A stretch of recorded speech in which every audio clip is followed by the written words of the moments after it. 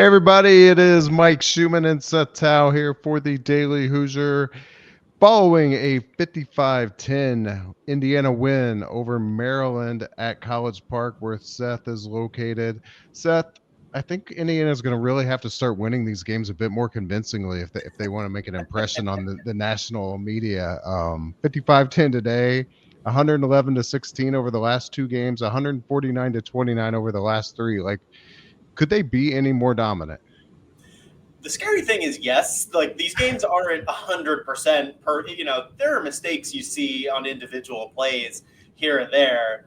It's not like they played a 100% perfect game, but I Right. mean, these are just they're not just dominating teams. They're obliterating these teams. I mean, this team has all the goods between the ears. They're unflappable. They can overcome adversity, and they're a walking embodiment of everything that Kurt Signetti preaches in his many elements of coach speak. Just fast, physical, relentless, one play at a time, yada yada yada. But I mean, that's what this team does, and it's clearly leading to success. I mean, yes, Maryland is not a national championship contending opponent, and all that, and you see plenty of people around the country that are continuing to poke holes in in the schedule and the opponents, but it's the sort of thing where you just watch this team and you see it. Yeah, and it's interesting. Maryland had not lost a game by double digits this year. They lost, to what I would call respectable teams in Nebraska and Washington, each by 3 points, I believe, was the final margin. So there's just no indication on their resume that this is going to happen. But Indiana, on the other hand, it's the second week in a row they've kind of taken a team that you would think on paper should be able to keep it respectably close, but it's just complete domination. But I like that word you use, the embodiment of the philosophy, because we saw that at the beginning of this game. Like the start for Indiana was truly terrible. I mean, their offense, they were 3 and out on the first two drives. They were negative total yards on the first two drives, and Maryland was the aggressor. They were setting the tone. They were getting penetration with their defensive line. They were being physical with IU's receivers. And as a fan, as somebody covering the game, like you, at least me, I won't speak for you, but I watch it and think, oh, here we go. They could be in a little bit of trouble today. But Indiana, as you're saying, like the embodiment of next play, unfazed. Yeah, I mean, and this isn't the first time they've faced adversity. I mean, and not every game is the same. Not every sort of adversity is the same. But it's not the first time that something like that has happened, where they've been in a tricky spot and they kind of had to overcome some stuff.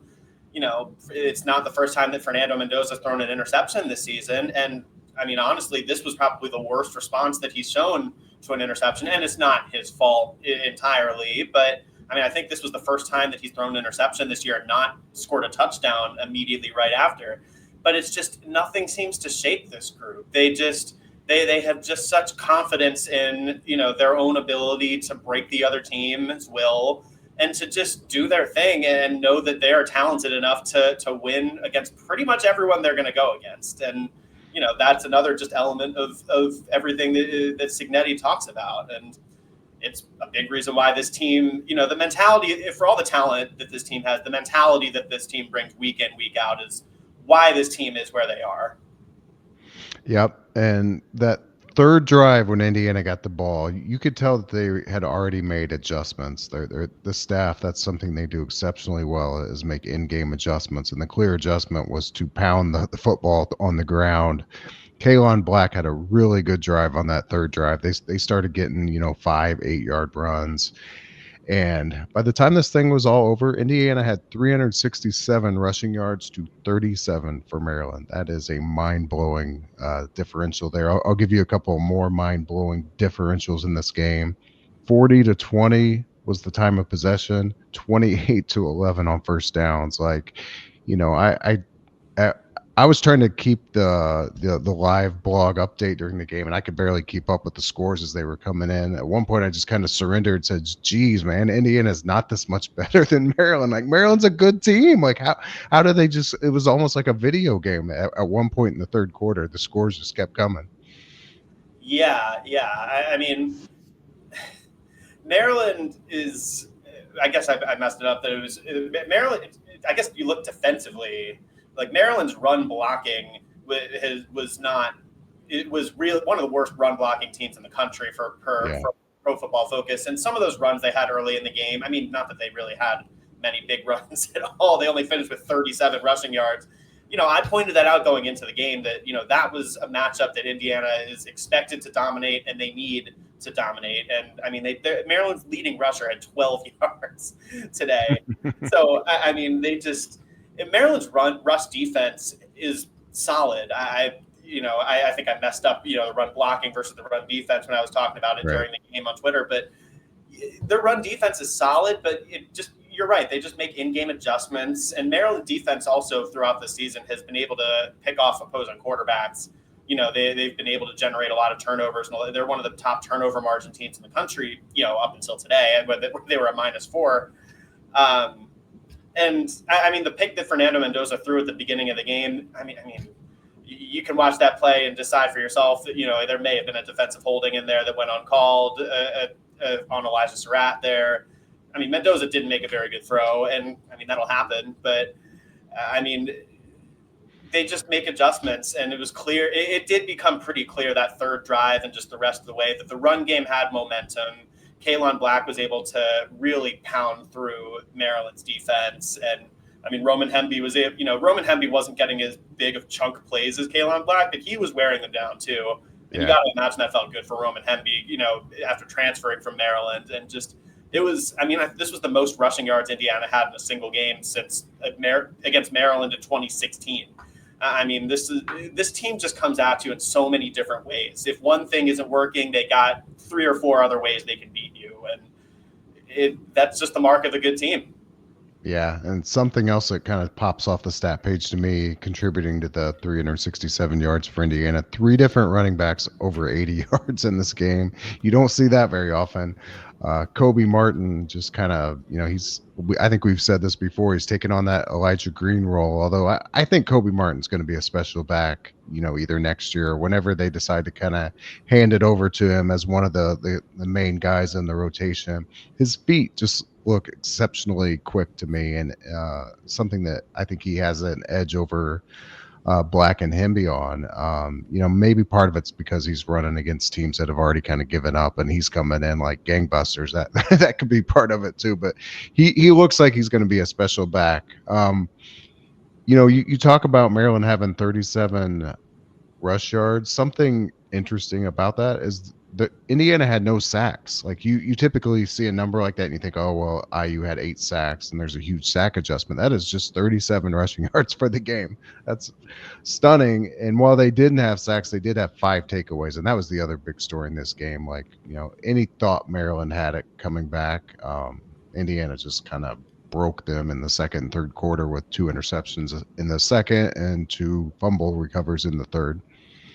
Yeah, I mean, Indiana didn't get any sacks today, but I mean, the box score only gives credits Indiana with 1 quarterback hurry, and that's why I don't like QB hurry as a stat, because there is no way that they only had 1 time that they hurried Malik Washington. They unsettled him. I mean, the biggest glaring example of that miss in the box score to me was they didn't give Mikhail Kamara a QB hurry on that play where Caden Turner got the interception and Kamara was right in his face. I mean, how much more clear of do you need to see like that Kamara rushed him there? So, they weren't getting sacks and finishing them off. And that's partially because Washington is, shifty, he can flee the pocket. And obviously Indiana didn't really let him get going running the ball today, but he was able to work his way out of some tight situations a few times. But Indiana was rushing him and forcing some mistakes and bad decisions out of him.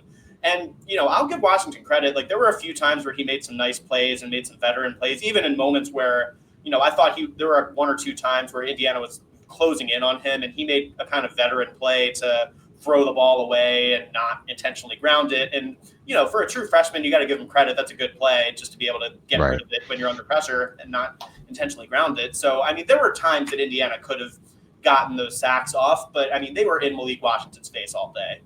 Yeah, I'd like to go back and chart the number of throws Washington made off his back foot.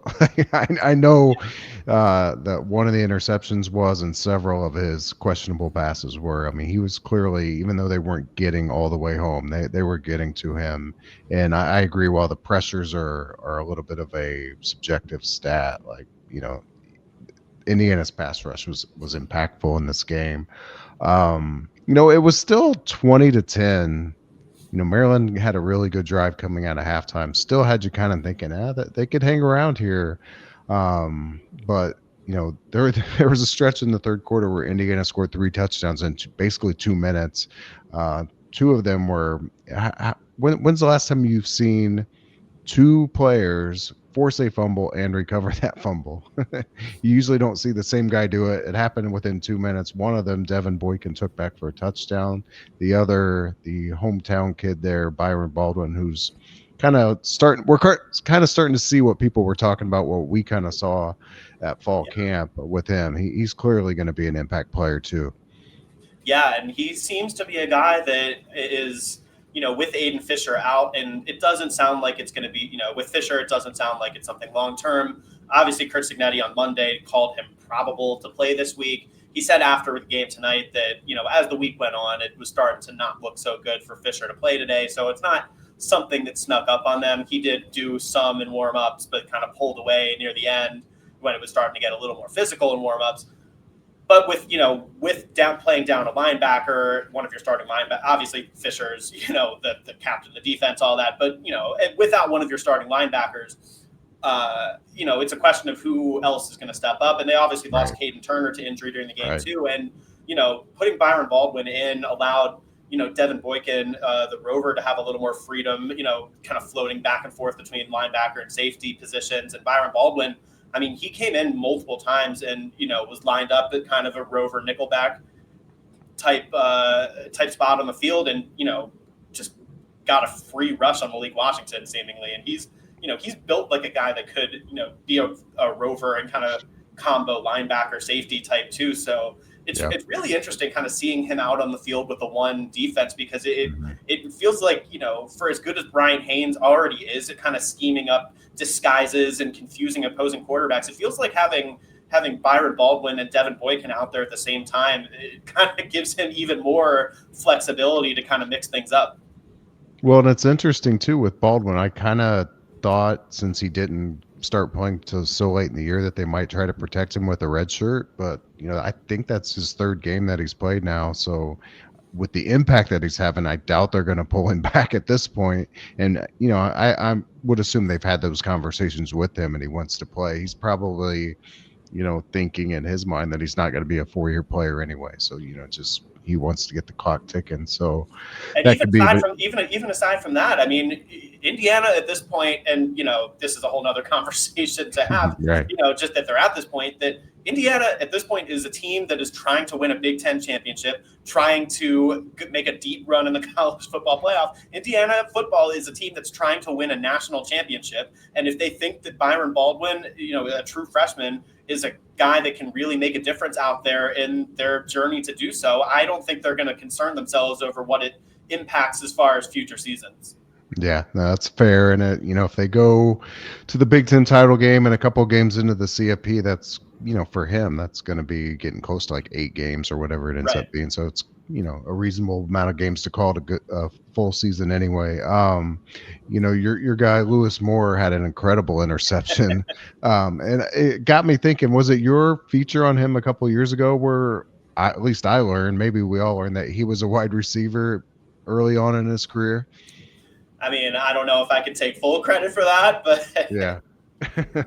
But yeah, that was an incredible play. I mean, I looked over to a couple people nearby, and I'm like, seeing a safety in the state of Maryland make a play like that, it's like it reminds you of Ed Reed, seeing the play that he made on that. Here we go. I know, but I mean, it was that type of play where, like, Washington threw that ball kind of off his back foot and really threw that rainbow. And I mean, Lewis Moore wasn't like guarding that receiver man on man at that point, but he just tracked that ball, came in, undercut the route, and stole that pass.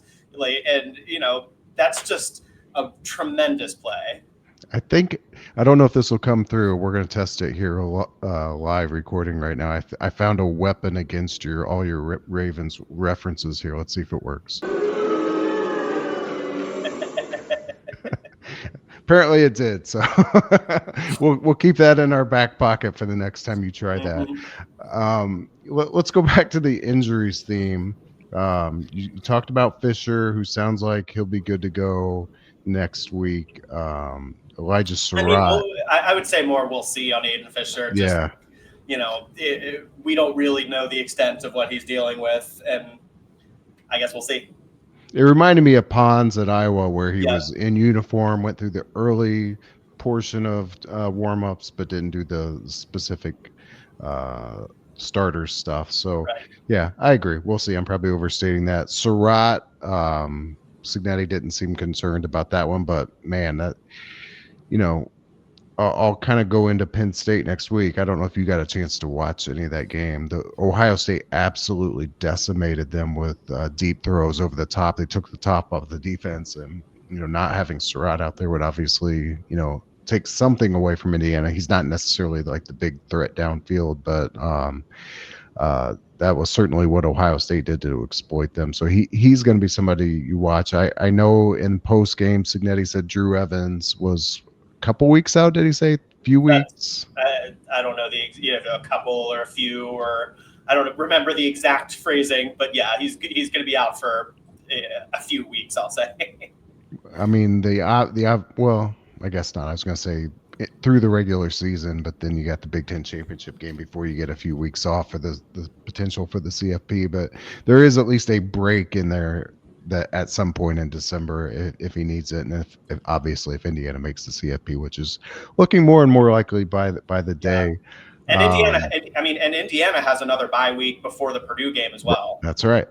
Good point. So that might be the logical place to reinsert him. So just others I saw, EJ Williams got rolled up, but he seemed like he was okay. Khalil Benson, I bet Khalil Benson's going to be sore tomorrow. Yeah. He kept on playing, but he did not. Yeah, he was struggling. He was definitely struggling. Caden Turner, first game that he got a chance to really play meaningful snaps, maybe since he was a freshman. And he got hurt on the interception, right? He made a nice play on the ball too. Yeah, I think it was on the interception. Yeah, so there is a number of walking wounded here, but it sounds like they've avoided season-ending stuff. It was a constant cycle in and out of the medical tent, really, throughout the first half. Yeah. So a lot of stuff to watch. We'll probably get updates from Signetti on Monday, although I don't think it'll be anything too meaningful. Probably the injury report and pregame warm-ups next week at Penn State will be the biggest thing. Before we talk any more about Penn State, though, I was curious about the crowd because I know it ended up, they said it was sold out. It never looked completely full. I don't know if it ever was, but what percentage of that crowd would you say was IU fans? Admittedly, it's hard to tell. Just, they don't have windows open in the press box, so we don't get a full sense of like the noise level and, and all of that. But I mean, the stadium, I think at peak was probably in total like 80 or 90% full at its peak, and that might be a little generous too, but I'll say probably 80% full at its peak. I mean, Indiana fans, I'd say when it was at its peak, probably were maybe at least a third of the crowd, if not a little more. And I mean, certainly after halftime, I mean, Maryland fans really flooded for the exits, at halftime, and I mean, after they rattled off those 3 quick scores in the third quarter, I mean, Indiana fans were vocal, loud. I don't know how well it came through on TV, but I mean, I could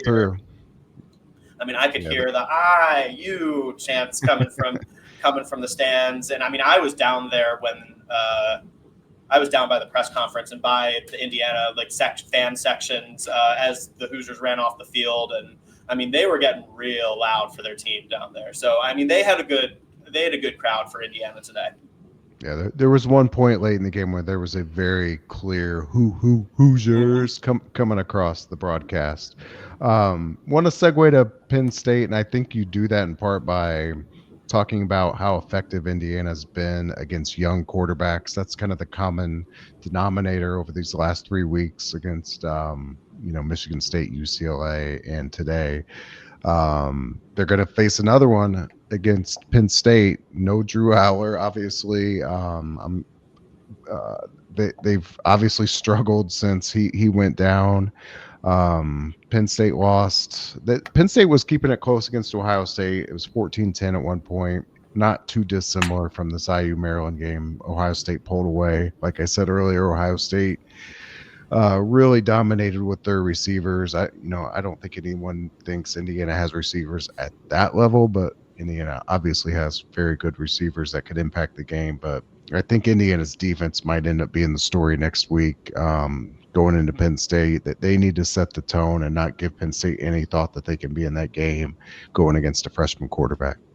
Yeah, I mean, it's the same type of equation, in that sense, as what you had here today at Maryland. And, the environment is going to be different. At Penn State, I would imagine, this is going to be Penn State's first home game after their coaching change. And I mean, look, after dropping 5 in a row now, I mean, the vibes can only be so good for Penn State, but this is still a game they're going to have had circled on their calendar for a lot of the season. And, there's still talent on that Penn State team, but I mean, Indiana, I don't know what the opening line is, as far as point spread and all that. But it'll be interesting. Yeah. I mean, yes, it's going to be important for Indiana to set the tone early defensively, but here's the thing. I mean, Indiana gave up the interception today at the beginning of the game and went behind on the scoreboard, and it just doesn't faze them. So, if they get off to a slow start, it may not even be the end of the world for this team. They just have so many ways they can beat you. They're so mentally tough.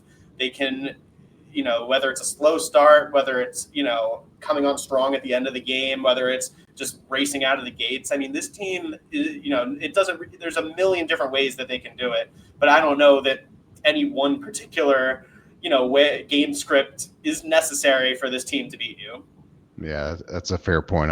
I need to stop acting like there's a scenario that Indiana has to follow to win games. It doesn't really seem to matter at this point. But I don't think we have a kick time for that game yet. It'll come out either tonight or tomorrow. It'll be interesting to see how the networks handle that game. As you said, Penn State's lost 5 in a row.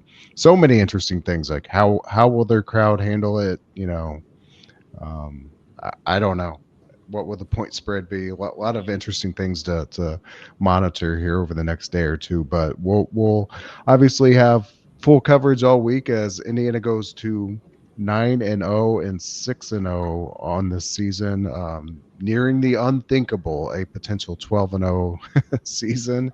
But it gets just more and more possible and realistic every day. So we'll see about this, what I would call the last real major barrier to get there at Penn State next week. And we'll have full coverage of it.